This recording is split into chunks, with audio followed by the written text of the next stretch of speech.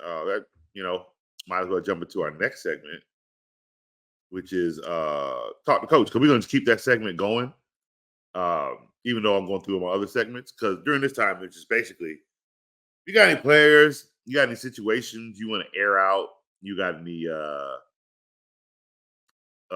things you want to talk about per leagues, per teams, per players, good, bad. This time, talk to coach. We hash it out. We discuss it. For me, it's the locker room. I want to talk about the locker room real quick of the Oakland Raiders. Okay. So a lot of people saw the video. Let me see if I can clip it real quick. Let me see if I can pull it. I want to see. I think I have it on my Instagram. I just want to see if I can share it though. Y'all gonna experiment with Coach, because Coach ain't done too much of that editing on here. I'm trying to learn, but as I go. But we'll see. Let me see if I can get it. Let me see if I can pull it in.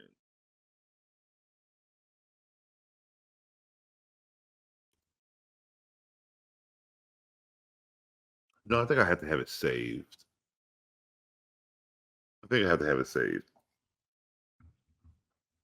Ah, well. Anyway, I can talk about it though. Can I play it and you guys can hear it? No, it doesn't matter. So it's just basically the players are basically in the locker room for the Raiders, right? And they're basically just almost like it's like they're having a party, right? Share. Let me see if I can share the screen that I have up. Let's see. Well, first of all, where's my screen? There you are. All right, let me see.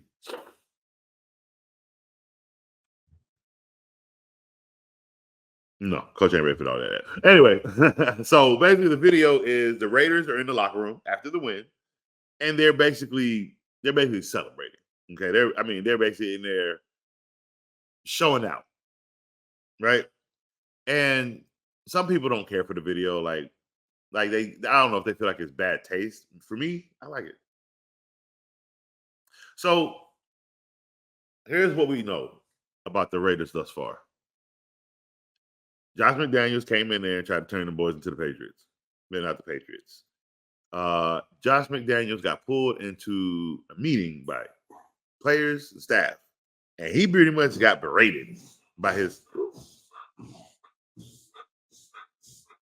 Sorry about that. It's the new puppy. You okay? Is that your sneezings? All right, so they pretty much called him into an office and basically berated him, about the things they don't like, about the things they want changed. I.e., I'm pretty sure most of it was like, stop starting Jimmy Garoppolo. Right? So, I don't trust you. So, he doesn't even speak to the players. He doesn't even speak to the people, right? He tells Antonio Pierce, the defensive coordinator, who everybody loves, to speak on his behalf. So you don't even know how to speak to your players? Well, I don't find that far-fetched. I've never known him to be a player coach. I just know he's a play caller. Most play callers aren't player coaches.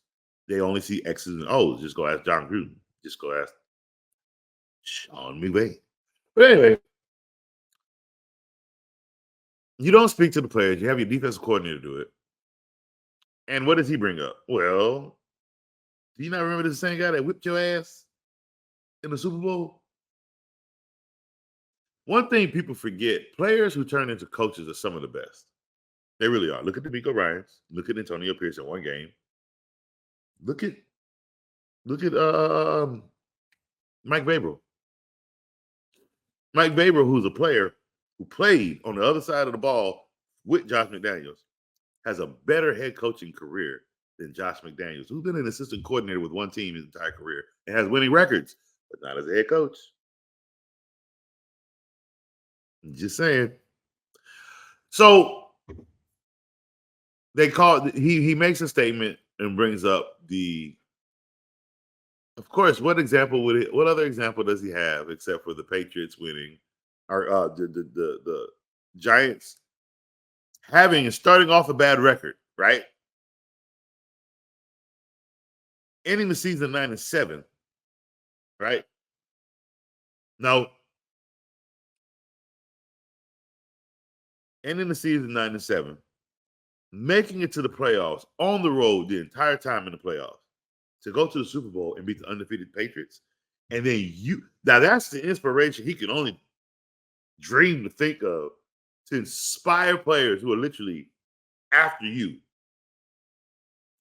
He's trying to drive the motivation into we are in a place where we can still get this done.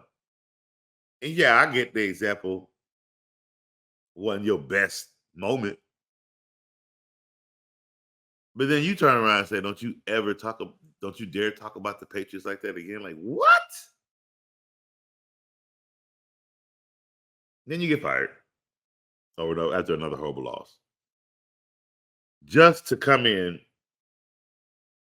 and have Devontae Adams, who has been the quietest, but outspoken player thus far, come out in full support of this coach. You want to know? Devontae Adams had a crappy game again, but the Raiders won, and he was happy in the locker room, standing next to the coach, as if he was the assistant coach with yeah, smile on his face, excited. You see what I'm saying? Like, it's about how they went. It's about how they want the culture to be, and the culture under Josh McDaniels was not a good one. Then you have Hunter Renfrow, of all people, come out and literally say no one no longer has to walk on eggshells. What you got to come out and talk for? But he did. And that speaks volume when a non-targeted player comes out and has something to say. Josh Jacobs had a big day, which was great.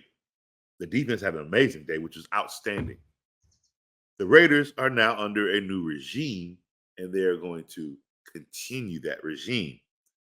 What that locker room scene statement was Raiders are here and the Raiders are going to stay. That's all that meant was. Like, literally, they're going to disappoint teams moving forward. Garoppolo was done. Only time he's coming back in a football game is if that rookie gets hurt. That's it. Ain't no other time they're going to play Garoppolo. He's done. His Raiders stream is over. Over. Okay? Will Levis. I really appreciate how they addressed what they're doing. Look, it's week. We're done with week 9. We're going into week 10. The season's almost over. The statement was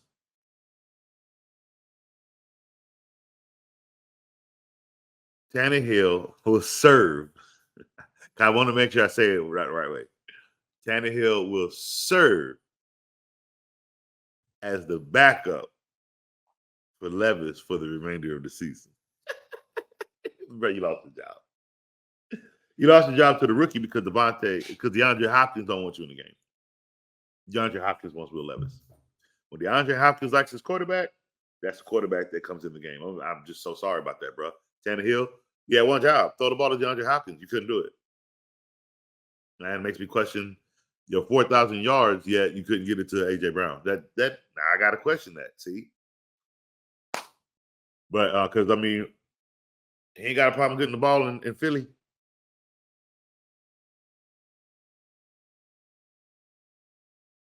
No problem at all.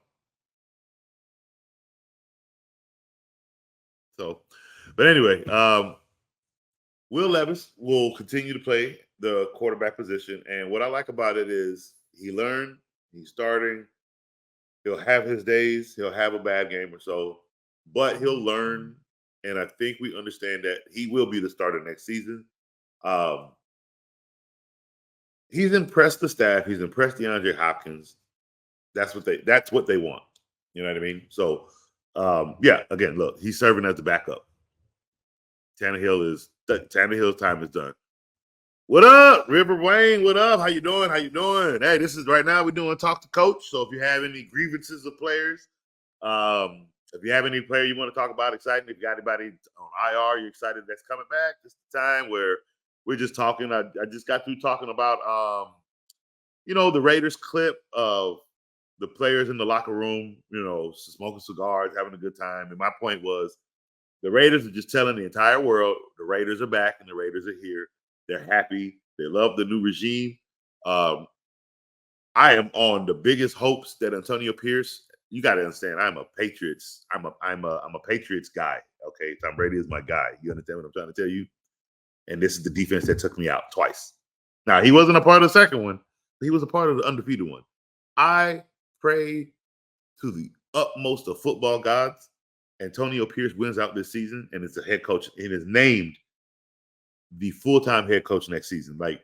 He is what the Raiders need. He was a giant, but he was blowing the rate. He's blowing the rate. Like, this is what they need. They need this kind of energy. You have to understand. You got to understand.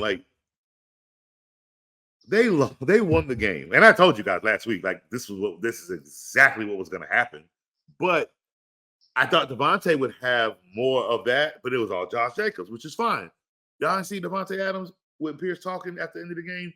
He on the side standing next to him like he the assistant. Yeah, just co-signing everything he said. He's happy. Did he have a big game? No, but he's happy now in Las Vegas, which means they are going to come. It might even be this week. They just ended up having a great game on the run, a great game on the ground, and that is what they did. They just pushed that, and they had great. That defense is coming. That defense coming. What I mean is, that division might take a turn here in these next 9 weeks. I'm excited to see what these Raiders do. Okay, and as for Will Levis, like I said, I was talking about how I loved how the Titans came out and said, Ryan Tannehill will serve as the backup for the remainder of the season. And Will Levis back up for the remainder of the season. I love that statement because what they're saying is Tannehill is not playing good right now. We're going with the rookie. He had a great game. They can deny all that crap they want. I'm gonna tell you what it is. Like I said before, DeAndre Hopkins is happy with Will Levis. Will Levis is gonna stay as a quarterback. Period. He's not happy with Tannehill. Tannehill ain't getting back in the game. Garoppolo will never see another football field. I'm sorry. What this whole Raiders situation, it destroyed Garoppolo's image. I really think it did. Josh McDaniels destroyed it, and himself. Because the saddest part is, if he crawls his ass back to New England, yeah, he's done. Like, his best hope right now, go to college. Go be a college coach. Because right now you can't go back to New England because you're going to be a joke. Like, you're going to go tuck yourself and hide behind Bill? Like, come on, bro. You cannot do that to yourself. I'm going to clown every part of your life if it ever happens. Like, Matt Patricia is about on the verge of that. I just haven't said nothing to him because they got so many other problems on that team. I don't care for Matt Patricia right now, but you go over there, oh, it's a pony show now. It definitely is a pony show. I think Adams will pop off soon with the energy he's putting out. Yeah, he's happy. He's completely happy with the new regime, with the new order of the Raiders. Like it's just the energy is what they want. Again, he came out and made his statement. I can't remember exactly what his words were for his statement, but it was Hunter Renfro's statement that really got me. When you can come out again, you barely even targeted in game, and maybe that's why you said something. You know what I mean? Maybe you don't like that. So the fact that now the changes here, you come out as Hunter Renfro and say, nobody has to walk on eggshells anymore. That's what the locker room scene was. No more eggshells. That's all that was. It wasn't them celebrating because of the one win. They won games this season. You know what I mean? That just what it was they won their way. They won as Raiders. That's all that locker room scene was. It wasn't to brag. It wasn't to make it seem like they going to the Super Bowl, which it ain't far-fetched, i.e. Antonio Pierce did it. But what I'm saying is, let me see. You want me to throw it? We got a new dog. Her name is Lucy. Let me see. No, you want me to throw it? Okay. So, okay. Okay. Go get it. Ready? Ready? Ready? Go get it. So anyway, I think all it means is they're ready to be contenders against teams every week. What you just got from the Raiders this week is something I think is what they're trying to say is we're here. Like Raiders football is back, baby. You know, I think that's all it is. It was nothing about anything is possible. Like, it's not like that's not what we do here. You know what I mean? No, it was these boys are just happy to be themselves in their locker room. Okay, that's all it is, man. That's all it was. Um, Let me see what else we got for talk to coach. Let me see what other news do I have, or anything that kind of I guess like stuck out to me. Let me see before we get into our fantasy recaps. Yeah, hopefully I can hear this. Let me see if I can get some volume on this.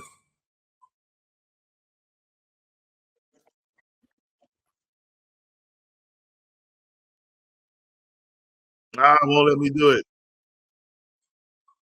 It won't let me do it. Dang it. Okay, so I'm watching this. I'm watching this skit. What if you guys can hear it?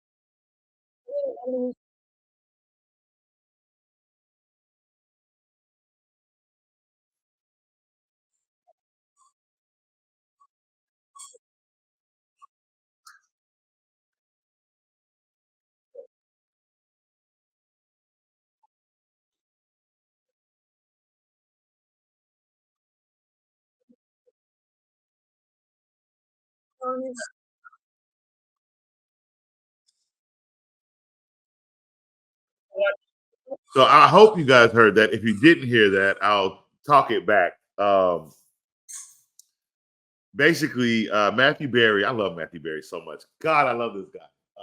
If you want to know somebody knows football, it's Matthew Berry. Okay, so he's talking on this podcast with his fellow members, and they're basically talking about what's going on. So he this is what he wrote. If you heard what he talked about as well. In a large that devalues running backs, Falcons used the eighth overall pick on Bijan Robinson. Bijan has just 25 touches his past three games, two or fewer receptions in three straight. Algier has outtouched Bijan 26-12 in the red zone this year, either in draft or now ATL is making a major miscalculation. So basically, it's like I told you guys if you watched the show before the season started, when I was doing my rankings, I said you draft Bijan Robinson that high, good luck. I said the problem with that, even if Bijan is that good, because the Falcons are horrible. People are forgetting. Everybody talk about, oh no, Falcons going to the playoffs. What playoffs? I want to see it. I have bet Ty $100. I will pay him $100 if Atlanta makes it into the playoffs. I'm paying to see this. You understand what I'm telling you? Because that ain't gonna happen. And now you got issues. You already got issues where you don't know how to use Kyle Pitts at all, and then you won't trade him, right? So you just drafted this young kid and his talents to just basically throw him in the trash. Okay, I have never had a problem with Kyle Pitts' talents. I want to come here and say this as much as I can. It has never been about that kid's talent. I have always said he should have never been drafted to the Atlanta Falcons because they did not need him. They had so many other problems and issues on that team that Kyle Pitts was nowhere near needed for what they needed to fix. So it's never anything about his ability for me with Kyle Pitts. It's the fact that he should have never been a Falcon. Now, here we are with Bijan Robinson. Again, they have no defense. They have no offensive line. They don't have a quarterback. They barely have a receiver. And you go out and you draft a running back high with nothing protecting him. Meaning, if he can't do it on his own, he ain't going to be able to get you nothing.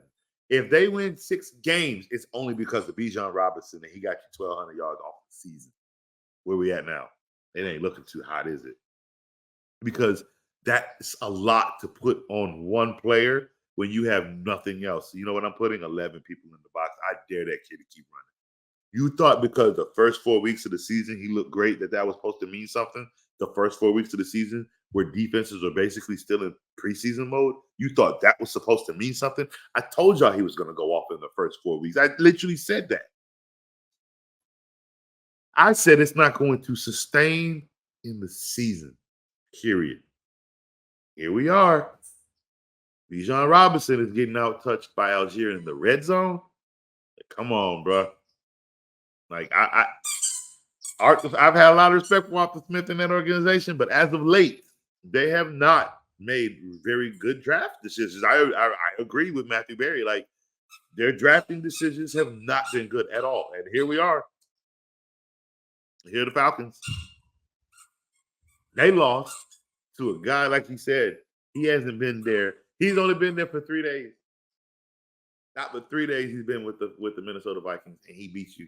He does not even know the names of his offensive linemen, and he beats you. What? Come on, Falcons. But y'all drafted Bijan Robinson. That was important, huh? Well, y'all were losing fans. Y'all needed to put asses in the seats. You thought this exciting kid was going to do that for that black community, and you pretty much put another shaft in Atlanta yet again. Call it how I see it. So something definitely needs to change in Atlanta. Somebody needs to get fired, or somebody needs to pull something from somebody because this is getting bad. Let's see. Oh, we got some chat. Let's see. River Wayne, what we got? What do you think of my trade? What trade was it again?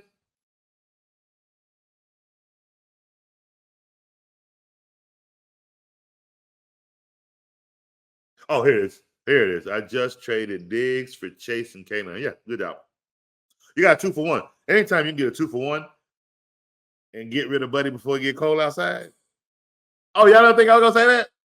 Come on, guys. This is coach's show. Stephon Diggs can catch in the cold. I'm not going to change my mind on that. Not until he showed me he can. Not until the Bills stop showing me how fluky they are. So, yes, I definitely like that trade because you got a receiver who can catch in the cold, and you got K-9. Absolutely. You got 2 for 1. Good job. Whoever took that Diggs was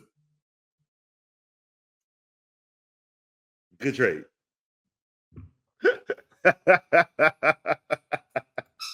And Case and K9 both bye week free. So you just stole it. So you got a 4 for 1, basically. Okay. You got 2 players off of 1. Both of them no longer dealing with bye weeks. I mean, if you ain't played that system perfect, and you got dude who still got to deal with the Bills, got to have a bye week. That's cold-blooded, bro. I want to be in your league. Somebody in y'all look like y'all know what y'all doing, except for Buddy with that dig. But yeah, I like this league. This is a little cutthroat. I like that. You thought about this. You played the long haul. You played the long game. And I talk about that on my show. Playing the long game. I feel bad for Danny. Danny took his L against Buddha. His first L. He might take a second one this week. The bye week fiascos are ugly. He was undefeated, and then bye weeks hit, and now all his players are on bye weeks. It's about to get real ugly for him. He might lose 2 in a row, win, lose another one, and then he'll be fine. Or he might lose 3 in a row Like, it's bi-week fiasco get real ugly. Who was your waiver pick by week 13 by 2? Yeah. I think Diggs got that late week 13 by. So good job. That's a good job. All right, let me see if there was any more news or anything I wanted to bring up. Because Bijan. Sorry, on Bijan owners. I don't know when and what and how things are going to change, but it's not going to be fun for you guys for a while. Sorry. All right, so let us take a commercial break real quick, guys.